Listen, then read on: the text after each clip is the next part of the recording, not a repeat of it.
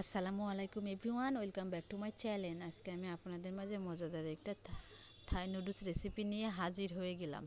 আশা করি ভালো লাগবে। চিকেন থাই নুডলস রেসিপিটা আপনাদের মাঝে শেয়ার করব। দেখেন আমি যেগুলো উপকরণ নিয়েছি সবগুলো আমি সুন্দর করে কেটে ধুয়ে পরিষ্কার করে নিয়েছি। চিকেন নিয়েছি, গাজর নিয়েছি, টমেটো, কাঁচামরিচ, পেঁয়াজ। এদিকে আমি চিকেনটা মাখিয়ে নিব। আমি এক বাটি চিকেন নিয়েছি, চিকেনটা ধুয়ে পরিষ্কার করে নিয়েছি। এবার আদা রসুন পেস্ট, গোলমরিচ, জিরা গুঁড়া, গরম মশলা গুঁড়া, লাল মরিচ গুঁড়া আর সয়া সস, পরিমাণ মতো লবণ। সয়া সসটা দেওয়া হয়েছে সেজন্য লবণটা একটু কম দিতে হবে। দিয়ে আমি সুন্দর করে মাখিয়ে নিব।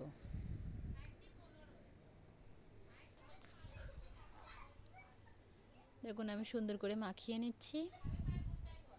তো মাখিয়ে নিয়েছি। এদিকে আমি নুডলসটা সিদ্ধ করে নিব। যেজন্য আমি পানি গরম করতে দিয়েছি। পানির মধ্যে পরিমাণ মতো তেল আর একটু লবণ দিয়ে দেব যাতে নুডলসটা ঝরঝরা হয়। তো পানি ফুটে উঠেছে, এবার আমি নুডলসটা দিয়ে দিব। নুডলসটা আমি দিয়ে দিয়েছি। এখন নুডলসটা আমি সিদ্ধ করে নিব। নুডলসটা আমি একদম পুরোপুরি সিদ্ধ করে নিব না, যেহেতু আমি মশলার মধ্যে দিয়ে নুডলসটা একটু রান্না করব, যেহেতু আমি অর্ধেকের বেশি আমি সিদ্ধ করে নিব। দেখুন নুডলসটা সুন্দরভাবে সিদ্ধ হয়ে গেছে। এবার আমি নামিয়ে নেব। এবার আমি প্যান বসায় দিয়েছি, পরিমাণ মতো তেল দিয়ে দিব। 2 চামচ মতো আমি তেল দিয়ে দিয়েছি। এবার আমি পরিমাণ মতো পেঁয়াজ কুচি, 2টা পেঁয়াজ কেটে কুচি কুচি করে নিয়েছি। পেঁয়াজটা একটু ভেজে নিব। দেখুন লাল লাল করে ভাজা হয়ে গেছে। এবার যে আগে থেকে যে মাংস আমি মাখিয়ে নিয়েছি সেটা আমি এখন ভেজে নিব। আর এই মাংসটা ভাজতে হবে চুলার হিট হাই করে দিয়ে, না হলে মাংস থেকে পানি ঝরে দেবে। তবে আমি দেখুন মাংসটা সুন্দরভাবে আমি ভাজা ভাজা করে নিয়েছি। এবার আমি সবজিগুলো দিয়ে দেব। ফালি করে কাটা গাজর দিয়ে দিয়েছি। গাজরটা আমি কিছুক্ষণ ভেজে নিব। দেখুন গাজরটা আমি কিছুক্ষণ ভেজে নিয়েছি। এবার আমি 3টা কাঁচামরিচ কুচি দিয়ে দিয়েছি, টমেটো দিয়ে আরও কিছুক্ষণ নেড়ে চেড়ে নিব। দেখুন একটু নেড়ে চেড়ে নিয়েছি। এবার আমি মটরশুঁটি দিয়ে দিব। এখন আমি মটরশুঁটি দিয়ে দিয়েছি। এবার আমি কিছুক্ষণ ভেজে নিব।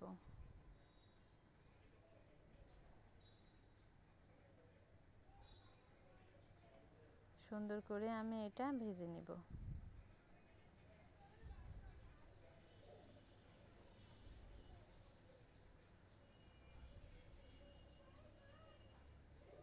এবার আমি যে নুডলসের যে মশলাটা আছে সেই মশলাটা আমি দিয়ে দিব। দিয়ে আরও কিছুক্ষণ নেড়ে চেড়ে ভেজে নিব। এবার আমি একটু সয়া সস দিয়ে দিয়েছি। সয়া সস দিয়ে নেড়ে চেড়ে নিব।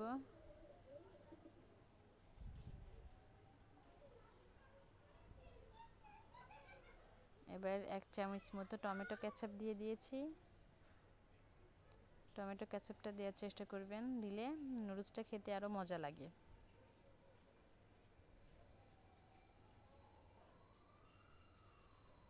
তো দেখুন আমারটা সুন্দর করে ভাজা হয়ে গেছে।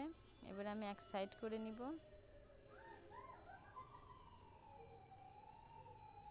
এক সাইড করে নিয়ে আমি একটা ডিম দিয়ে দিব। এই চিকেন নুডলসের মধ্যে ডিমটা দিলে আরও টেস্টি বেশি হয়। তো আমি একটা ডিম দিয়ে দিয়েছি। ডিমটা আমি ঝুরা ঝুরা করে ভেজে নেব।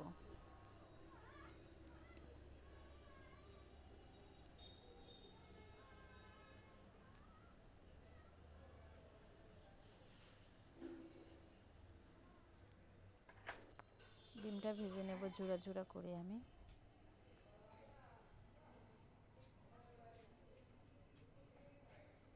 এখন সুন্দর করে ঝুরা ঝুরা করে ভেজে নেব।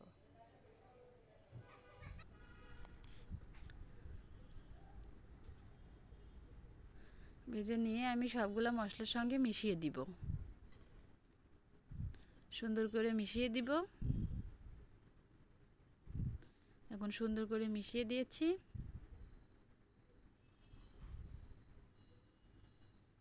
এদিকে যে আমি আগে থেকে নুডলস সিদ্ধ করে রাখছি সেই নুডলসটা দিয়ে দিব। দেখো নুডলসটা আমি দিয়ে দিলাম, দিয়ে আমি নেড়ে চেড়ে মশলার সঙ্গে নুডলসগুলো মিশিয়ে নিব।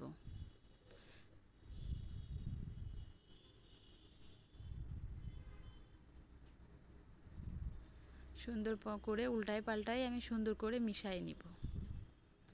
এত মিশানো হয়ে গেছে।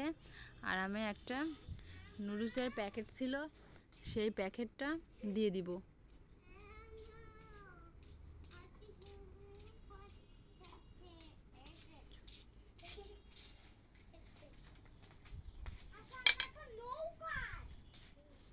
দিয়ে দেখো মিশানো হয়ে গেছে, আমার নুডলসটা রান্না হয়ে গেছে সুন্দরভাবে। নুডলসটা রান্না হয়ে গেছে, এবার আমি পরিবেশন করব।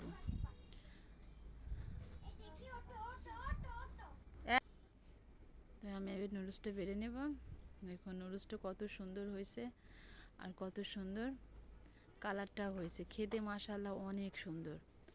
তো আশা করি আপনাদের নুডলস রেসিপিটা ভালো লেগেছে। চিকেন থাই নুডলসটা আপনারা অবশ্যই শেয়ার করবেন, অনেক ভালো লাগবে আর খেতেও অনেক মজা। তো ধন্যবাদ বন্ধুরা আমার রেসিপিটা দেখার জন্য, প্রথম থেকে শেষ পর্যন্ত আমার পাশে থাকার জন্য। ধন্যবাদ বন্ধুরা, আল্লাহ হাফেজ।